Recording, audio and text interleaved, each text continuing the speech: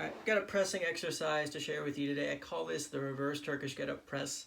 I really like it for people who have limitations in shoulder flexion that prevent them from doing standard overhead pressing, whether that's a dumbbell push press, an arnold press, etc. And also really good for people who have limited access to gym equipment during the pandemic, especially true right now. So if you don't have an incline bench and you want to do some sort of incline-like pressing, this exercise can work really well.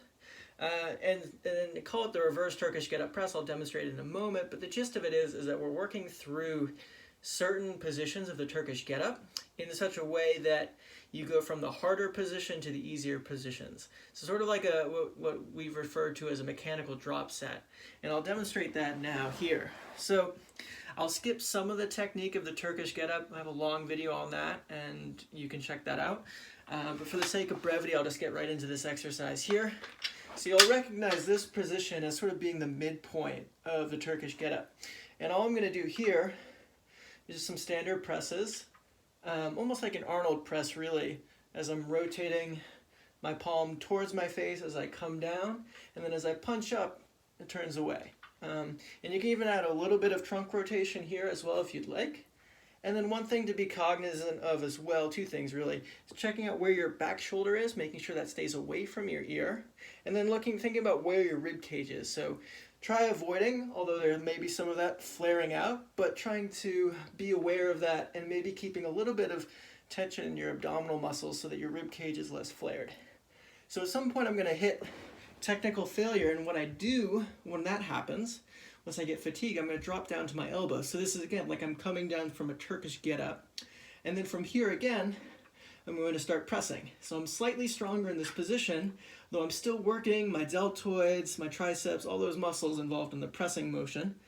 And I'm going to press out here until I hit that point of technical failure where I start to fatigue and lose a little bit of that rep velocity. And then the last position here is just down to basically a floor press. So again, this is just going to look like a floor press. You can bring both feet up here. You can even bring one leg up here as you press. And sometimes I'll do one arm reach with this. So kind of alternating arms here. So just to summarize briefly there, starting in the midpoint of a Turkish get-up here, doing an RO press. Once I hit that point of technical failure, that's usually what I use or recommend clients to do, dropping down to the same side elbow here. So posting down to the elbow, and then once hitting technical failure there, dropping down to my back and basically doing a floor press or some variation of it, either with 2 feet on the floor, one leg up, doing a little bit of alternating, reaching and pressing in the floor press position. So give that a shot. Let me know what you think. There's going to be a corresponding article that you can find in the info section of this video, so feel free to check that out too.